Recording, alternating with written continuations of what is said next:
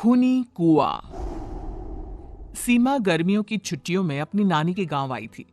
सीमा नानी के घर पहुंचने के बाद अपनी नानी के पैर छूती है और उनसे आशीर्वाद लेती है। तभी उसकी नानी उससे कहती है, इतनी बड़ी हो गई मेरी सीमा, चल जल्दी से हाथ मुंह धो ले, मैं तेरे लिए खाना लगा देती हूँ। भूख लगी होगी ना? हाँ नानी, भूख तो लग रही है मुझे, आपके हाथ के बने हुए पीले दाल और चावल खाने की। कितना टाइम हो गया है मुझे आपके हाथ का बना हुआ दाल चावल खाए हुए। तू तो नौकरी में व्यस्त थी, तो तुझे कहाँ से टाइम मिलेगा अपनी नानी के लिए? और जब इतने टाइम बाद आई है तो ज्यादा टाइम के लिए रुक कर जाएगी तू। हाँ हाँ हाँ नानी, इस बार पूरे 2 महीने के लिए आई हूँ। सीमा की नानी अंदर जाकर उसके लिए खाना बनाने लगती है। सीमा कमरे में अकेली होती है। तभी उसे किसी औरत के रोने की आवाज सुनाई देती है। वो कभी खिड़की से बाहर झांकती है तो कभी दरवाजे से बाहर झांकती है। उसे समझ में नहीं आ रहा होता है कि आखिर रो कौन रहा है। तभी नानी खाना लेकर आ जाती है। वो अपनी नानी से कहती है, नानी, कोई औरत रो रही है क्या? मैं जब से यहाँ आई हूँ तब से मुझे यहाँ किसी औरत की रोने की आवाज आ रही है। हे भगवान, कहीं ये वही तो नहीं? बोलो ना नानी। अ, अरे कोई नहीं रो रहा, ये तेरे मन का वहम है। और तू ना अब खाना खा ले, ज्यादा यहाँ वहाँ की बातों में ध्यान मत दिया कर। जल्दी से खाना खा और फिर मेरे साथ आ जा मेरे कमरे में, दोनों बैठकर खूब सारी बातें करेंगे। ऐसे ही अगले दिन सीमा अपनी नानी के साथ गांव के बाजार जा रही होती है। उसी रास्ते में फिर से किसी औरत के रोने की आवाज आती है। वो अपनी नानी से कहती है, अरे नानी, क्या सच में तुम्हें अभी भी किसी औरत की रोने की आवाज नहीं सुनाई दे रही?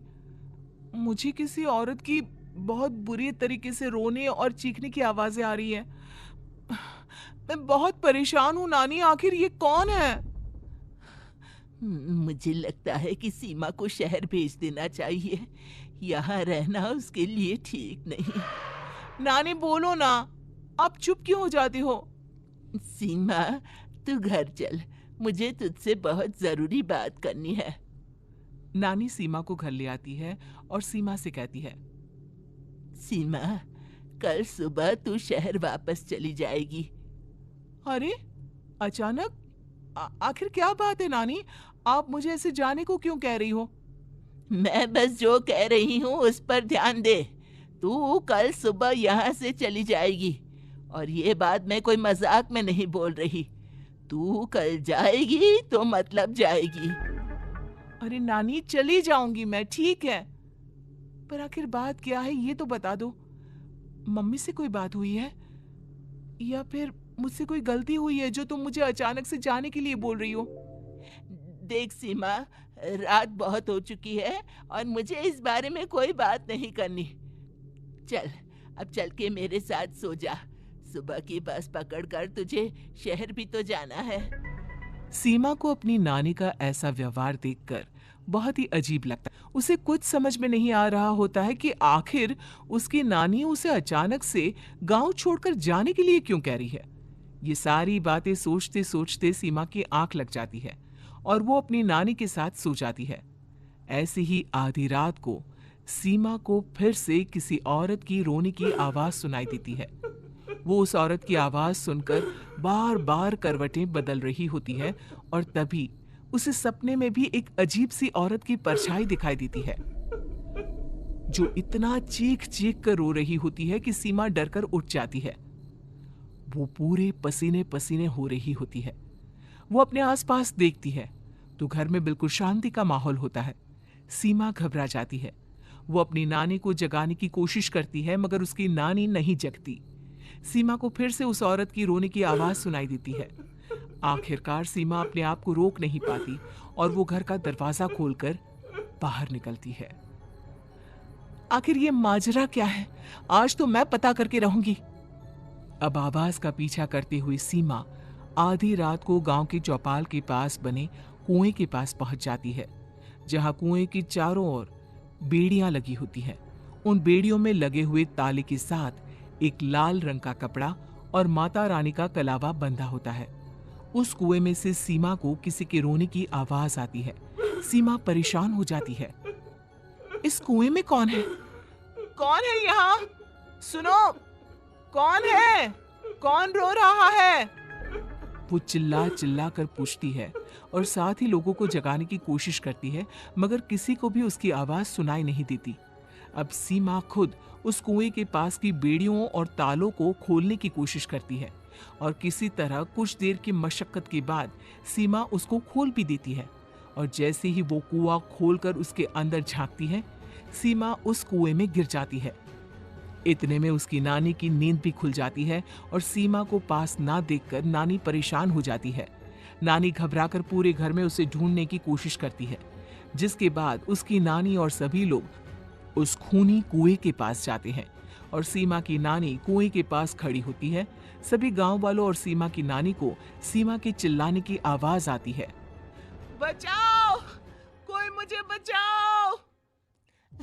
मेरी बच्ची, हम आ गए, हम तुझे बचा लेंगे। नानी, मुझे यहाँ बहुत डर लग रहा है। यहाँ इंसान की कटी हुई मुंडिया, हाथ, पैर और कंकाल है और खून भी है। नानी, मुझे डर लग रहा है। आप सब मेरी मदद कीजिए, नहीं तो ये खूनी कुआं मेरी बच्ची को भी खा जाएगा। अरे मुझे तो ये समझ में नहीं आ रहा कि आखिर इस खूनी कुएं को खोला किसने। सालों पहले इसको इतनी मुश्किलों के बाद तांत्रिक बाबा ने बंद किया था। अरे पूरा गांव खूनी कुएं के बारे में अच्छे से जानता है, तो कोई भी जानबूझकर तो ऐसा करेगा नहीं। मतलब किसी ने अनजाने में इसे खोल दिया है भैया। सीमा को इस बारे में मालूम नहीं था और जब से वो यहाँ आई थी तभी से उसे किसी औरत के रोने की आवाजें भी सुनाई दे रही थी। कहीं सीमा ने ही तो उसे नहीं खोला। अगर ऐसा है तो फिर सीमा का बचना बहुत मुश्किल है। वहीं कुएं के अंदर सीमा रोते हुए बैठी होती है कि उसे आवाज सुनाई देती है जो कुएं के बाहर खड़े गांव वालों में से किसी को सुनाई नहीं देता। आज सालों के बाद मुझे ताजा खून मिलेगा।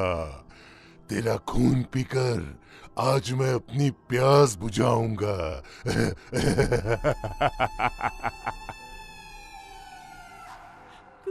कौन है? कौन है? मत मारो प्लीज, मुझे जाने दो प्लीज। मैंने किसी का क्या बिगाड़ा है? वो तुझे मरने के बाद पता चल ही जाएगा। जितने में गांव वाले और सीमा की नानी कुछ सोच पाते, उतने में उन्हें सीमा के चिल्लाने की आवाज आती है और अगले ही पल सब शांत हो जाता है। क्या हुआ? सीमा, मेरी बेटी। माफ करना बहन, लेकिन अब सीमा वापस नहीं आएगी। हमें एक बार फिर से कुएं को बंद करना होगा। गांव वाले तभी तांत्रिक को बुलाकर लाते हैं। एक बार फिर अपनी शक्ति से तांत्रिक बाबा उस कुएं को हमेशा हमेशा के लिए बंद कर देते हैं और वहां एक बोर्ड लगा दिया जाता है कि यहां आना मना है।